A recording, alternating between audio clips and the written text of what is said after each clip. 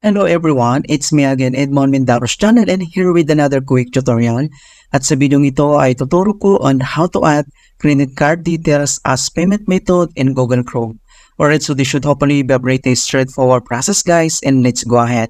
Ang next step ay dito lang sa ating Chrome browser, so open lang natin yan. And then dito lang sa upper right side, makikita mo dito yung tatlong dots, so click mo lang yan. And then kailangan mo lang select yung settings, so click lang natin yan. And then dito sa settings ay kailangan mo lang select yung autofill and password. So click mo lang ito. Then dito sa autofill and password, iselect mo lang yung payments method. Alright, so click lang natin yan. And then dito sa payment methods ay makikita mo kaagad dito yung add. Alright, so payment methods, click mo tong add. And then dito naman, ang next ay kailangan mong ilagay yung credit card number mo. So lagay natin ganyan. And then ang susunod naman yung expiry date. So dito sa expiry date ay month yung ilalagay mo dito. Okay, kung anong buwan. And then next, yung kung anong taon siya ma-expire. Alright, so lagay mo siyang ganyan. Then ang susunod naman yung name on card. So lagay lang natin dito yung name natin sa card. Alright, and then ang susunod naman yung nickname.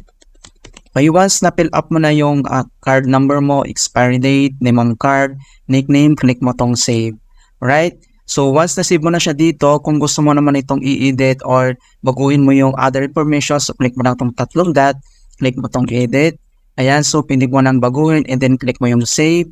Or, kung gusto mo naman itong i-delete na yung ginawa mo payment method, so click mo lang itong tatlong dot and then click mo yung delete. And then next, delete card, so click mo yung delete. Alright, so ganoon lang po kasimple kung paano tayo mag-add ng credit card details as payment methods sa Google Chrome. Alright, so please don't forget to like this video and subscribe to my channel for more helpful tutorials and tips. And if you have any questions or suggestions, please leave them in the comment below. Thank you guys and see you in my next tutorial.